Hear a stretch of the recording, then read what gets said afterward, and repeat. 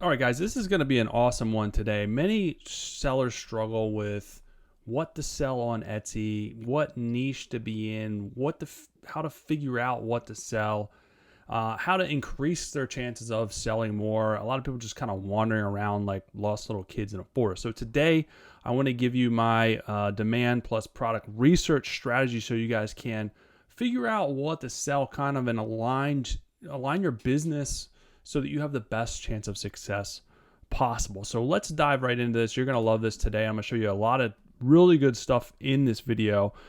So this, again, is how to sell more products faster and how to do that demand research to figure out what to sell.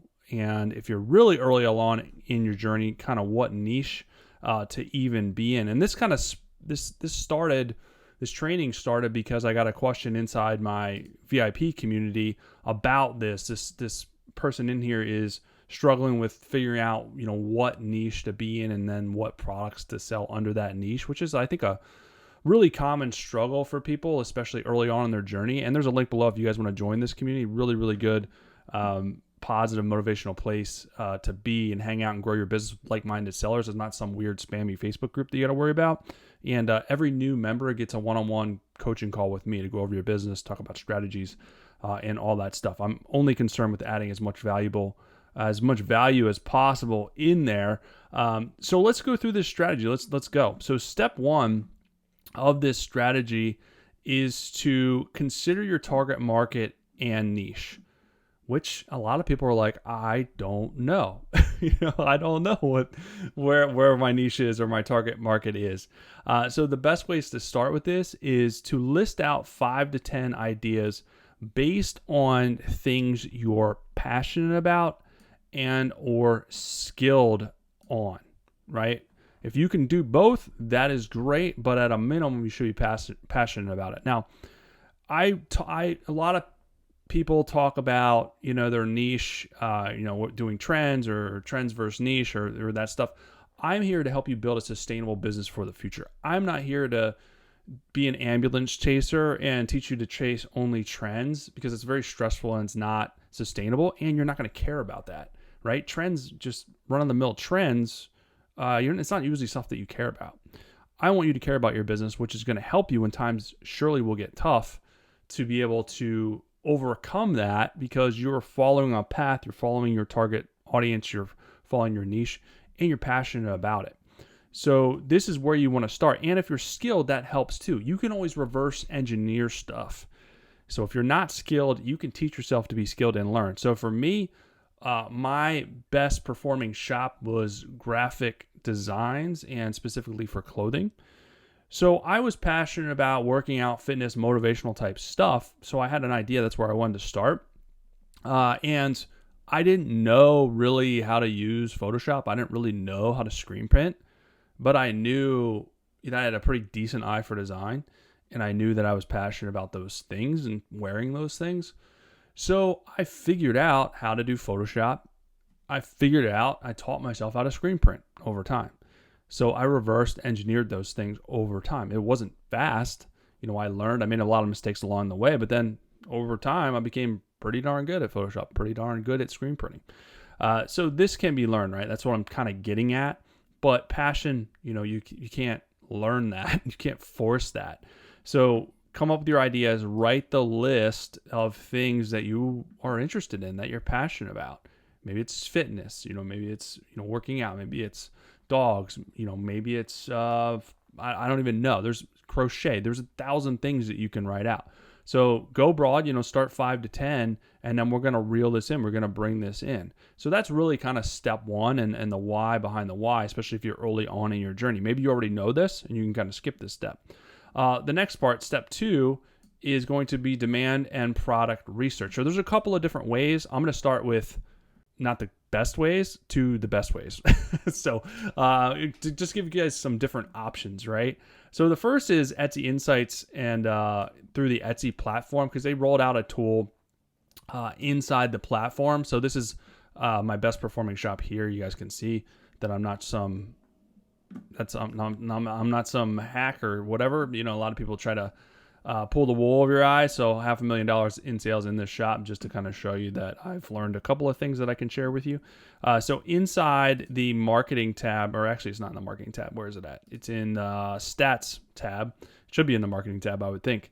We're going to go into marketplace insights. So you can go in here, and they actually just rolled this out. You get the full version if you're an Etsy Plus member. It's not great, it's not very robust, but you can go in here and search for whatever you want and kind of see what the search volume is for the last 30 days, how many listings there are. So this is the number of listings that are using that keyword. This is the number of searches, and then you kind of see, okay, here's the related keywords. So if you're interested in doing gold necklaces, I mean, there's a lot of searches per month. Obviously, it's very saturated. That doesn't matter as much. You can break into this. I'm not going to worry about the saturation. I never do, because you can still, if you offer a unique product and you do what you're supposed to do, you can break in and capture some of that market share. And then it has the best sellers here. So you can kind of see, okay, these are the shops. These are what they're doing. Maybe I want to do something similar to this with my own flavor, whatever the case may be, but this kind of gives you a good idea. But that's pretty much it. You can only see it for the last 30 days. You can't see it for any longer than that. And that's pretty much it. And you can't like drill into these. I don't think. Can you drill? Okay, you can drill into these individual ones and kind of see what listings are showing up, which best sellers are showing up under those specific search terms.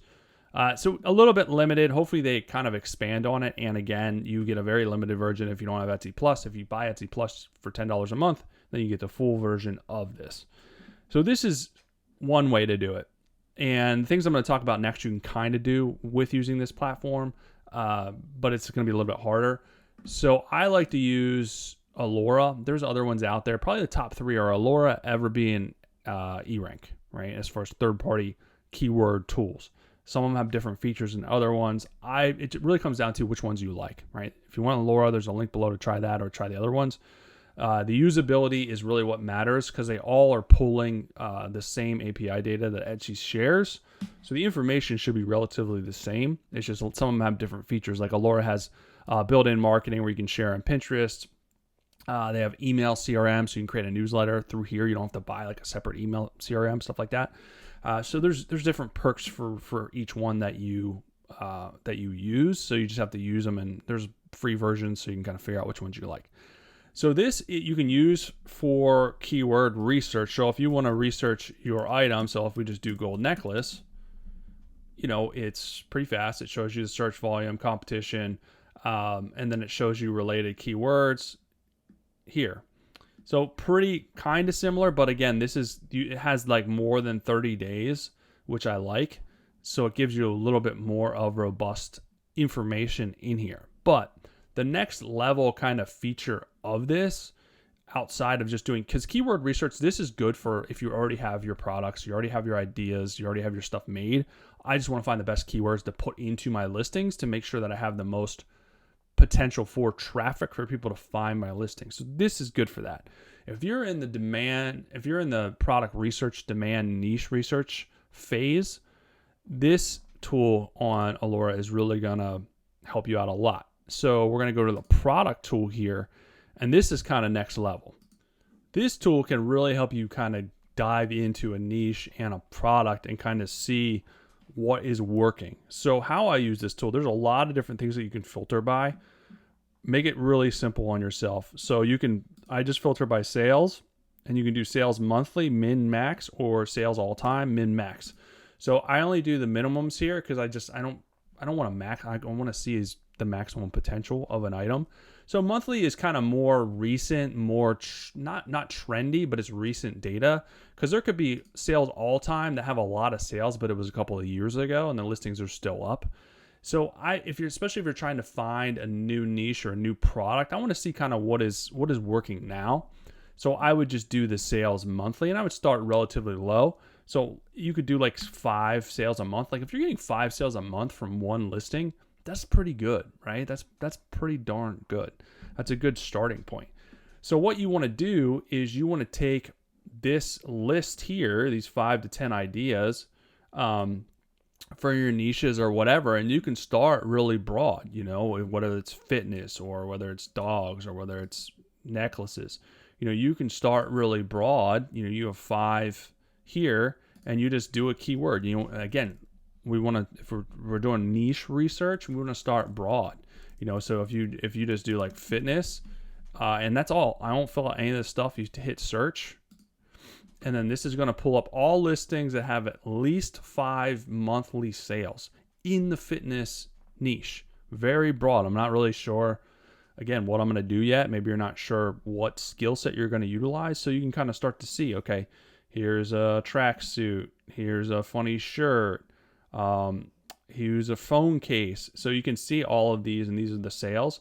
But what you can do here is you can hit this and search from top sales to least sales to kind of see, okay, in the fitness niche, which listings are getting the most sales. So this is a portable, let's click into here, portable eraser for Infinity Tokens dry erase cards. Why this is showing up under fitness, I have no earthly idea. So there must be some type of fitness keyword term in there. I have no idea. Here is another one. This is adjustable fit reversible. So it's pulling fit. So you can see this isn't like, this isn't always 100% accurate because we're starting really, really broad. So there's a lot of adult caddy uniform, fitted. So a lot of fit. So yoga mat, personalized yoga mat is doing really well. So fitness, because it is broad, it's pulling in some other items. But this is how you would go through your ideas, and you would just kind of look through here, and especially if you have stuff that if these are the stuff you're passionate about, and maybe maybe you have an embroidery machine, or maybe you know how to screen print, or maybe you know how to crochet, that can kind of narrow this in a little bit for you to help decide, which of these you're going to pursue. But again, we have to search for those niches and kind of see, okay, which of the ones have decent search traffic. And you can start with the actual keyword term too. We don't have to start with the products. If we just want to do fitness here, and we can see lots of search volume. Here's some of the here's the keywords. So we can do fitness sewing or fitness downloads or something like that, and go back and type that in the products to kind of narrow that down a little bit, so we have a good idea. So that's the process that you want to go through, and that's going to really give you a lot of insight as to what we want to pursue. So we want to go through that demand product research, and we want to decide on the top idea that you're passionate about. And if you have skill, great. Again, you can learn how to crochet. You can learn how to do different things. So that shouldn't be a deal breaker. Just know it's going to take a little extra time. But if you have the skill, that's a plus. And then obviously the demand. So you want to make sure that either the keywords have a demand and or the similar products have a demand as well, so that you can break in. The way that you want to think about this too, not to scare you, especially when you're looking at a niche, is can you deliver 1,000 products? And the reason why I say that is people are going to freak out, and I know I'm going to hear it in the comments or whatever, is oh, you're telling me I need to do 1,000 products. I do handmade stuff. I can't make 1,000 products. Too time consuming, yada yada yada. The reason I say that is because some people they'll decide on a niche and they can only think of 10 products, and that's it. That's not sustainable, right? What did I say at the beginning? I want you to build sustainable businesses for years to come. If you can't think of more than 10 products that you're going to be able to bring to market, then you're going to have a really tough go of it, right? Even if your 10 products do well, they're not going to do well forever. So think of it, I want you to think long term. Can you keep coming up with new iterations, new products serving your niche? It's probably not going to be 1,000, but you have to think that way, and it's going to help you pick something that's more sustainable. I've done probably 5,000 listings since I started at Etsy, right? Because you do some winners, you do lots of losers, but you got to do lots of losers to find the winners. So that's the way that I just wanted to frame it for you, not to freak you out, but it's going to help you get in the right mindset when you're going through this and doing your product research to figure out what to sell. So that's what you want to do. You want to decide on the top idea that you think has the most potential when you're looking at your niche, keyword research, and product research, and decide on that. And then here's kind of where things get awesome, right? So we want to do our product brainstorm using this tool. So we want to pick our niche, have our niche decided. So let's just say our niche is dogs, right? So we're searching for dog stuff. So when we're doing this, we're going to go in here and this is one of our ideas that we search for. We're going to set this to 5 and then we're going to search for dogs. So we're going to go through this whole process with some of these considerations. These are important too. And we want to figure out what product to sell under that niche. But the biggest thing is we want to come up with a product line. This is how this really accelerates your success, right? So our niche is going to be dogs. I'm writing with the wrong hand because my mouse is the wrong hand that I actually write with. And then we're going to decide on the product line. So we hop back here and we're looking at, these are all the listings that sold more than 5 times that are related to dogs. And we can go here and we can sort this by total monthly sales.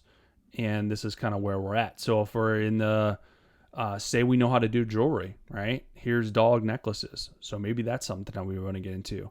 If we're an artist, here's custom pet portraits.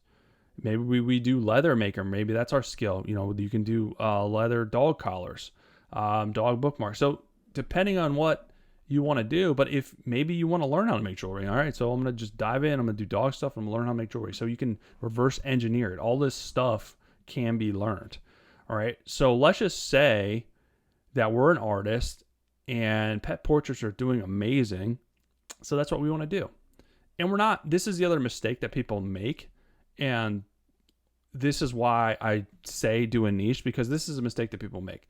They'll come in here and they'll use this tool and they're like, all right, I want to do a pet portrait, right? So they'll do one listing on that. And then they're like, okay, this is selling good. I'm going to do a leather cat collar. All right, great. And then they're going to go over here and they're like, all right, this is a baby outfit that's doing good. They're going to do that. And then they're going to do, all right, here's a lamp that's doing good. I'm going to do that. You know what I mean? And then your shop looks like a yard sale and you're not interested in half the stuff that you're doing. It's just going to make it really hard to grow. It's going to be really frustrating for you. It's going to make it really hard to grow. And you're not going to learn enough about your niche to even find success because you're all over the place. So the niche is your roadway. It is your path that you're going to follow. And then you're going to test things out and build out your product lines under that niche to serve that niche. So let's just say we're going to do custom pet portraits. So I'm not going to write that out. I'm just going to draw it. So that is going to be our product line. And your product lines are important because it helps you test different products that are similar to see which variations or versions work best so that you can double down on what is working. All right. So, and then these are the things that we want to consider when we're doing our product line. You know, we can go wider, a little bit broader in our product line. We can niche down even more, go a little bit narrower, a little bit more specific. We want to do different price anchor and tiers. And then you can also do different variations and styles. So this is going to make a lot of sense, right? All right. So our niche, is going to, it ended up being, it was broad, it was dogs, but now it's going to be dog artwork. And you could broaden out, you could do animal or pet artwork, whatever you want to do if you want to expand into that. But let's just, for the sake of simplicity, let's just say dog art. So our product line, is going to be portraits. So you're like, okay, great. How am I going to build out a product line on that? That's just one item, right? That's just one listing. Oh, that's all well and good. Here's a dog portrait. Buy it. It's personalization. You'll create the portrait off that. You got to think about this a little bit more dynamically to build out this product line. So here's the different ways that I would think about this, that you could build out this product line to have a better chance of success. So one way is you could do dog portraits for specific breeds. So this is going to be general dog portraits. So you're just going to, have the keywords dog portrait, dog portrait gift, animal, or a dog lover. That's very general. That'll get a lot of traffic and it could do pretty well.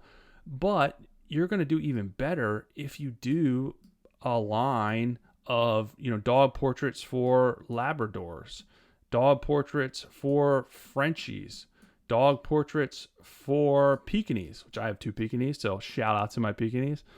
So you're going to get more specific with your SEO, which is going to get you less reach, but more high buyer intent, because you're saying that, okay, this is a dog custom portrait for, a Pekingese, even though they can submit whatever they want. They can submit whatever portrait they want to get custom to be a custom portrait.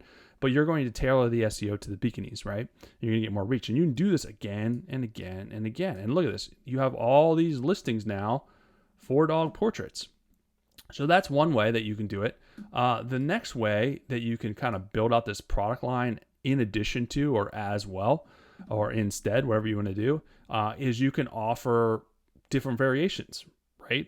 So you can do portraits that are colorful. You can do portraits that are black and white, different variation of color. Even like maybe you do different art styles. So maybe you do watercolor versus, hand drawn. So different kind of art style, different color, different art style, and you can kind of build out product lines for those different styles because not everyone's going to like maybe hand drawn or painted. Some people really like watercolor, so maybe that's what they want. So you can kind of build it out that way. Another way that you can kind of continue to build out this product line as well is you can do variations in terms of sizes. So you can do small portraits, you can do medium portraits, you can do large portraits. So you can add different variations as well to add into your current listings or as new listings. And this helps you price anchor too, which I mentioned, over here as far as price anchoring. When you're building out your product lines, think of different price points. So maybe, this small one is like $25. You don't want everything to be $25 in your shop. A lot of people made this mistake. They sell all the same things. So you want to have people to be able to price anchor because some people will come in and they want the most expensive thing. And if everything's $25, they're like, I'm not really getting what I want. Some people want the cheapest thing. Some people want to land right in the middle. People want to combine stuff. They want to add another item to get free shipping. So there's a lot of different use cases there.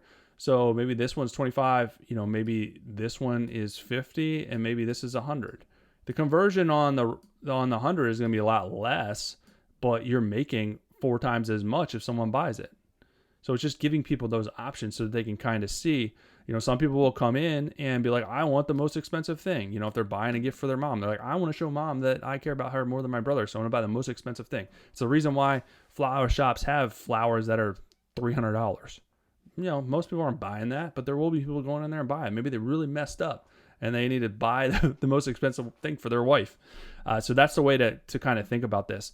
The other thing outside of price anchoring is going to be additional things that you can do with portraits. So here's a couple ideas. So maybe you do portraits that include humans. They're human. They want to do, so you can add a new listing that has the dog. God, I can't even draw the dog. I'm just going to put a D here. I'm not even going to attempt to draw a dog with the wrong hand. So maybe it has the dog and their human owner, which is going to be really, really valuable for a lot of people. Or maybe for people with multiple dogs, they have the ability to do multiple dogs. So that's the way you present it. So you could see how this one idea turned into, what did I just list there? 15, 20, 30 potential listings to kind of build out this product line so that you can have the best chance of opportunity, because this is going to show the algorithm and the people searching that you're the person to go to. You're the expert for dog portraits. You have all these different products, all these variations, all these ways to serve them, right? And each listing, has a title with keywords, has tags with keywords, has a description with keywords. So all of these are lines in the water to help the algorithm find your ideal customer. And a lot of them, if you have one portrait and that's it, and then there's this shop here that has all of these, most of the traffic is going to go to this shop because it's a better representation serving that niche. The algorithm was only concerned about making money for Etsy.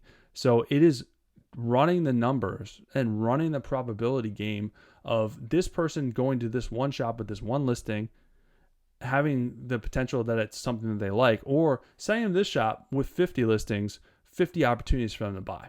So a lot of it's probability and a lot of it is just a numbers game. And that's the game that we have to play and use it to our advantage to be able to get more traffic and sales for ourselves. So that is really how you do this. And another thing to keep in mind as well And one of the main reasons we do it like this is so we can figure out, which of these are going to become popular, which of these are going to pick up momentum. Maybe you start with these, all these dog portraits here for special dog breeds, but your ones with humans blow up. They really blow up. So what does that tell us? Well, the human ones are really doing good. So that's where I'm going to focus. Then I'm going to build out a product line serving this for humans. Maybe I'm going to do different watercolor versus hand drawn. And then I'm going to do ones that maybe you can include multiple people in there, multiple people and multiple dogs. Maybe I'll do different styles. Maybe I'll do cartoon variations of them. Or maybe I'll do it like animated, like special, animated like a show or something like that. There's a lot of different things that you can do. And that is why you do this, because 80-20 rule is real. So the potential of at least 20% of these, if you build this out correctly, doing well is good. So your goal is to make your piece of the pie, make that 20% bigger and bigger and bigger over time, because you're going to release more products, and then 20% of those are going to do well. You're going to release more products, 20% of those are going to do well. So, it's going to grow and grow and grow. Eventually you start off, 20% of 10 products, that's about 2 that'll do well. Then you add another 10, the next thing you know, there's 4 products that are doing well. You add another 10, there's 6 products that are doing well. So your piece of the pie is getting bigger and bigger over time if you're doing it correctly like this and following those breadcrumbs. And then, once this is locked in, then you can jump. Maybe you start with, you do cats. You do the same thing with cats. And you can update your branding. Maybe you started with dogs, but you like cats too, and then you just do pet art. And then you do the exact same thing with cats. And maybe I would start with cats with their owners. Because what did you learn from this? This is great. This does well. Maybe it'll do just as well. Maybe it won't, but then you can build out and try these other product line variations and kind of see. But this is giving you the playbook to follow, so you're not starting from scratch. You're not starting at ground zero every single time. And this is the biggest thing that people miss, is they don't have a strategy behind what they're doing. So it is a struggle. It is a grind, because they're kind of just shooting in the dark. So this is the strategy that's going to help you guys out. So hopefully this makes sense. I kind of went into this pretty robust. I'm very passionate about it, because I think this is really important to success. And I know it works because I've done it. So hopefully it'll help you guys too as well. Let me know what you think in the comments if you have any questions. If you guys want more help with this, strategizing, getting feedback, having me help you directly with this type of stuff, hop over to Etsy Games, right? Nothing to lose. It's an investment in your business. Right now it's just $10 a month. And I guarantee you will get just as much value, if not more value, than the programs out there that are $1,000 or $500. I mean, I don't want to bootstrap you. I want to give you more value in those programs for less, because the most successful people stayed with me and have been with me for months and even years, because they see the value in there. So hope to see you guys in the VIP program. If not, no worries. I'll still deliver the fire here with some more videos for you to help you out, help you grow your business. I'll be back soon with some more good stuff for you guys. Have an amazing rest of your day.